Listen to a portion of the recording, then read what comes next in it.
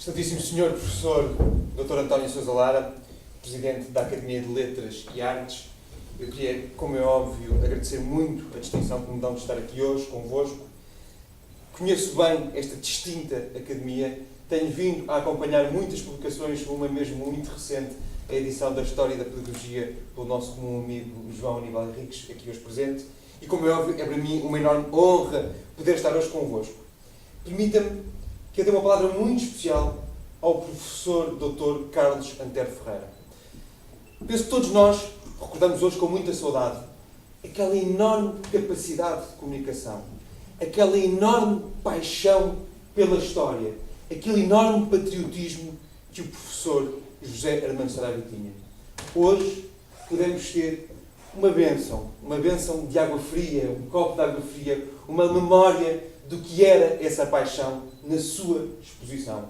Muito obrigado. Em meu nome pessoal, mas estou certo que em nome de todos os que tiveram a oportunidade de o ouvir, essa sua frescura, mas acima, essa sua enorme lucidez, mas acima de tudo, essa sua paixão e essa sua entrega à história de Portugal e aos homens que fizeram e que escreveram a história de Portugal.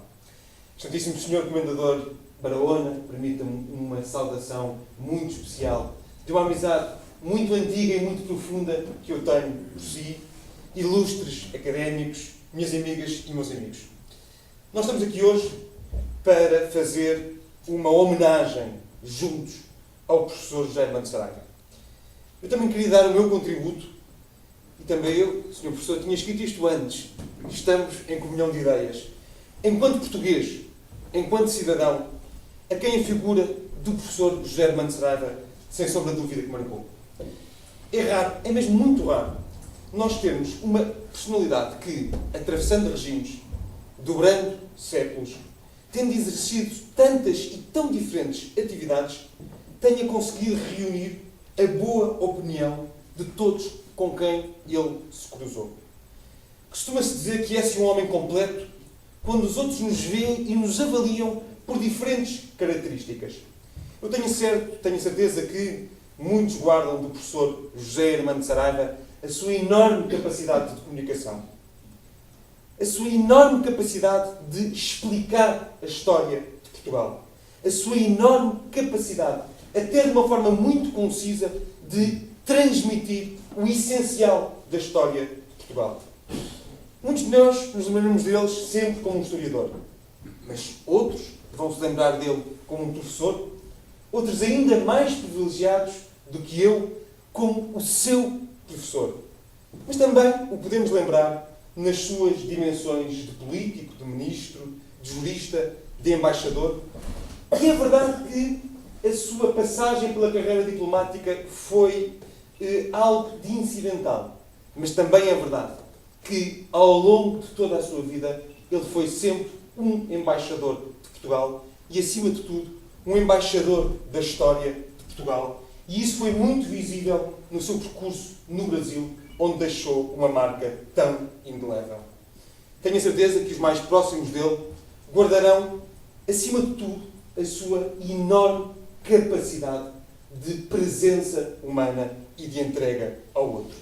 Mas todos, tendo privado ou não com ele, guardamos dele uma imagem de referência. E eu acho que é fundamental, especialmente em tempos atribulados, que nós tenhamos e que olhemos sempre para essas referências. Eu gostava, se me permitissem, hoje de falar de algo que é para mim, mas acho que para o povo português, também uma grande referência com a qual eu tenho vindo a privar de forma diferente e mais próxima nas funções que agora desempenho, neste privilégio que me é dado de estar Ministro da Solidariedade e da Segurança Social. Portugal tem uma referência também, que são as suas instituições sociais, as suas instituições de cariz e de natureza social e o trabalho que estas instituições fazem. O Governo tem vindo a estar particularmente atento à importância da economia social, do chamado terceiro setor e da construção de uma nova esperança e de um novo futuro com estas instituições sociais. As instituições sociais são sempre muito importantes em Portugal, mas num tempo de dificuldades, num tempo em que sabemos que temos um extraordinário desafio pela frente, estas instituições não são só importantes, elas são mesmo imprescindíveis. Porque sabemos que nós hoje atravessamos uma crise que não é só uma crise económica, não é só uma crise social, mas é também uma crise relativa aos nossos valores essenciais. E é exatamente por isso que é fundamental encorajar todas as formas de solidariedade, quer particular e voluntária, porque é a partir daí que se gera uma economia de recursos, mas que também, a partir daí, se promove a humanização da nossa proteção social. Eu penso que terá sido Lepler que em 1848 terá batizado, terá tido a ideia de criar esta expressão economia social. E eu penso que quando ele o fez, não se apercebeu da enorme importância que esta expressão viria a ter no futuro. Lepler é, aliás, um autor notável. Repare-se que também, nesta data, em 1848, ele terá tido uma precocidade no seu pensamento ao construir algo que hoje é essencial para nós, o que chamamos a responsabilidade social das empresas, ao alertar para que, permitam a citação de Lepler, que o bem-estar social não terminasse só no pagamento dos salários aos empregados. Fim de citação. E a verdade é essa mesmo. Todos nós, num tempo como estes, temos a obrigação de estar juntos. O Governo, as autarquias locais, o setor público, o setor social, as cooperativas, as misericórdias, as mutualidades, as associações, as instituições, as academias, as IPSS, o setor privado, para conseguirmos vencer o desafio que temos pela frente, ao mesmo tempo que reforçamos a economia social e o espírito solidário de cada um. O setor social é, pela sua natureza, diferente do setor privado. É também diferente do setor público. Tem a sua identidade própria. Tem um ADN, um código genético que é muito característico. Já o dizia uma pessoa que tanto trabalhou nesta área e que há bem pouco tempo nos deixou precocemente. Dizia a doutora Maria José de Vera Pinto, numa frase preenchida de significado, que o setor social não visa a remuneração do capital, tal como procura fazer, legitimamente, bem entendido, o setor privado. Antes, procura o cumprimento de uma missão. E é por isso que no setor privado se associam capitais, enquanto que no setor social se associam pessoas. Fim de citação. Felizmente, essa distinção identitária é já assumida no nosso país. O papel do Governo, o desígnio do Estado, pode ser, tantas vezes e somente, o de ser o cimento dessa mesma matéria-prima. O de ser o agregador de vontades e de objetivos que, sem embaraçar, permitam respostas mais fluidas e mais eficientes que as suas. O terceiro setor é tanto mais forte quanto mais desenvolvido for o nosso país. É um dado absolutamente adquirido que um terceiro setor forte e ativo representa um poderoso fator de humanização e de solidariedade em economias abertas, prósperas e competitivas. As instituições sociais ultrapassam grandemente o seu propósito de resposta social. Por cá, são cerca de 250 mil as pessoas que são diretamente empregadas no setor social, representando qualquer coisa como 5,5% do número total de empregos remunerados no nosso país.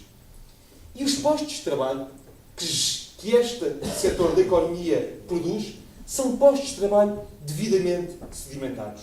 São postos de trabalho que, perante a crise, não se deslocalizam. As instituições sociais não passam para o lado de lá da fronteira ou para outras geografias. São postos de trabalho que fazem parte de núcleos que não visam apenas o lucro fácil, sem qualquer responsabilidade ética. Portugal precisa de um setor que, mesmo em contraciclo, consiga absorver mão de obra e combater o desemprego. E as organizações sociais têm, de facto, essa enorme capacidade. Até porque estes postos de trabalho são postos de trabalho com uma consciência social, onde um dos interesses fundamentais é o de servir a sociedade e as comunidades nos quais se inserem. Estas instituições estão fortemente enraizadas nas suas comunidades. Estimulam empresas e economias locais, combatem a desertificação do interior, trabalham essencialmente com pequenas e médias empresas de proximidade, o que gera um novo e interessante conceito de responsabilidade social e local. Nesse sentido, o terceiro setor é um particular promotor económico. E é claro que, com tamanhas responsabilidades, as exigências não podiam continuar a ser as mesmas. As organizações da economia social, sejam elas misericórdias, cooperativas, mutualidades e PSS, têm hoje uma resposta diferente, mais profissional a dar. A capacidade destas instituições de se adaptarem às novas necessidades é de longe maior que a do próprio Estado, porque são mais leves e pequenas, porque estão mais próximas daqueles a quem efetivamente respondem, porque têm intrinsecamente uma aposta na inovação social. É importante que o tecido solidário do terceiro setor se esteja permanentemente a desenvolver e a inovar. Por muito que os tempos mudem, estas instituições têm uma enorme capacidade de adaptação, mas sempre com uma fidelidade aos seus princípios orientadores. Muitas vezes, quando olhamos para o mundo e percebemos que o mundo está em constante mudança e mutação, perdemos o peso essencial e não relativo dos nossos valores. Alguém dizia muitas vezes que se o mundo é uma roda em constante mudança, há um eixo fundamental, que por muito que a roda mude, por muito que a roda gire, nunca sai do seu lugar. E esse eixo tem de ser o eixo dos nossos valores e as instituições sociais nunca o perderam. Tudo pode mudar, mas os valores que estão presentes na criação de uma instituição social são sempre os mesmos que estão presentes na resposta e na adaptação que essa instituição tem. Para mim, aliás, o que verdadeiramente define uma instituição, seja ela um Estado, uma família ou uma instituição social, é a capacidade de, ao longo dos tempos, pelos tempos da história, pelo meio de muitas mudanças, manter sempre a fidelidade aos seus princípios constituintes, ao seu escopo. Vejam, por exemplo, um caso único, paradigmático, fruto do gênio de uma rainha portuguesa, que são as misericórdias. Existem há mais de 500 anos. Foram criadas em Portugal, mas já galgaram fronteiras. Estão hoje presentes não só em todo o mundo que fala português, mas hoje, literalmente, em todo o mundo. Olhem para o trabalho, o desenvolvimento que em 500 anos as misericórdias tiveram, mas sempre com uma fidelidade. Ajudar quem mais precisa e quem menos tem. Para se ver a permanência desta opção preferencial pelos mais pobres, eu não resisto aqui, fazendo jus àquelas palavras tão bonitas que o Sr. Comendador Barahona me dirigiu enquanto cascalense, de citar um relato feito em 1756 pelo Frei António Espírito Santo, do trabalho e do apoio e a ajuda que a Misericórdia de Cascais deu a quando do terremoto que devastou o nosso território. Permitam-me esta citação. Estiveram todos em jejum, todos a mesma cobertura que era o frio, e em todos lágrimas e sustos, porque bastante continuaram os tremores nessa noite. Porém, estes foram logo socorridos, com a mão larga do reverendo padre provedor da Santa Casa, se eram pobres. Assim, em galinhas como em medicinas, se passou de 100 e tantos mil réis. A tudo satisfez o provedor. Fim de citação. Como vemos, não é só de hoje que as instituições sociais estão presentes em tempo de dificuldades. Elas estão sempre presentes, seja em galinhas, seja em medicinas. Hoje, como há 500 anos, a resposta já era dada por estas mesmas instituições. O que nos cabe agora fazer é garantir que o Estado esteja ao pé destas mesmas instituições, ajude estas mesmas instituições e crie uma nova resposta social, um novo paradigma, um novo modelo de resposta social que em Portugal tem de ser obrigatoriamente de parceria.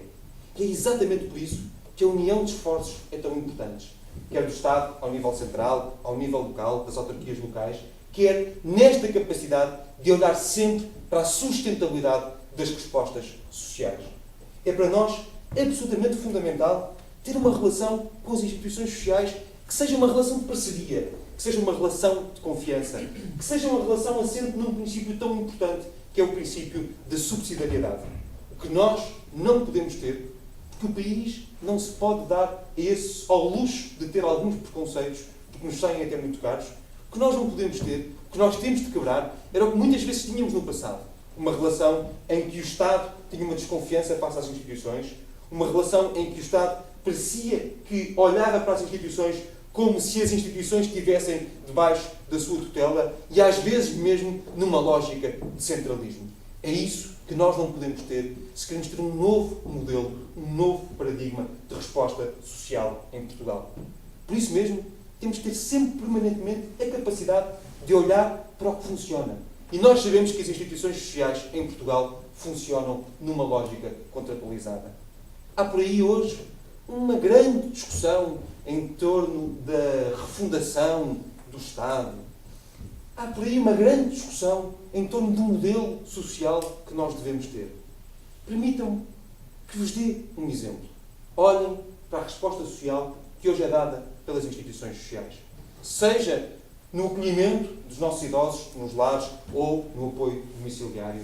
Seja no acolhimento das nossas crianças, por exemplo, em creches ou em jardins de infância, tão essencial para que continue a haver a renovação das gerações. Essa resposta é uma resposta que não é dada diretamente pelo Estado. É dada, sim, pelas instituições sociais que têm essa proximidade. É uma resposta que é bem gerida.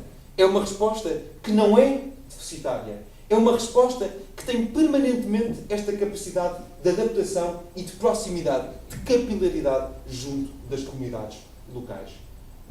Olhem, se nós, porventura, noutras funções do Estado, não devíamos também ter esta lógica de contratualização, ter esta lógica de parceria, com uma garantia de que os serviços são sempre de melhor qualidade e muitas vezes até mais baratos no cômputo do Orçamento Geral do Estado. É exatamente através destes bons exemplos de que nós temos em Cascais belíssimos exemplos que o Estado, a nível central, a nível do poder local, tem vindo sempre a apoiar. Se não é exatamente assim que nós vamos também fazendo alterações que são muito profundas em Portugal. Há muitas coisas que nós temos de mudar, é verdade. Mas olhemos também para as coisas que funcionam, demos capacidade, do ponto de vista do Estado Social, a estas instituições de poderem fazer e bem o seu trabalho. Tenhamos esta capacidade de replicar os casos de sucesso e eu tenho a certeza que muitas daquelas afrontas que o professor Antero falava no início poderão ser ultrapassadas. É por todas estas razões que eu acredito veementemente que só conhecendo o nosso passado podemos entender o nosso presente e escolher o nosso futuro. É verdade que a história não é muitas vezes a nossa mestra, mas também é verdade que num país que tem quase 900 anos de existência, um país como Portugal, que conheceu um império que controlou, dominou metade do mundo que era conhecido porque foram os portugueses que o deram a conhecer, este país chegou a ter tudo. Chegou a ter momentos em que foi grandioso no mundo e momentos em que perdeu mesmo a sua independência. Mas houve coisas que nós, portugueses, nunca perdemos. Nunca perdemos a nossa fé. Nunca perdemos a nossa esperança. Nunca perdemos esta nossa capacidade quase de transfiguração e de nos fazermos grandes nos momentos mais difíceis. E é assim que se constrói o futuro. Permitem-me que eu termine com uma frase que acho muito bonita e que tem um ponto de observação que tem a sua centralidade aqui em Cascais. Foi, penso que das últimas frases que o professor José Armando Saraiva disse numa entrevista de vida que deu já quase no fim da sua vida. Dizia ele: qualquer que seja o futuro, continuará a haver noites de luar, a Serra de Sintra e o Tejo a correr para o mar. Muito obrigado e boa noite a todos.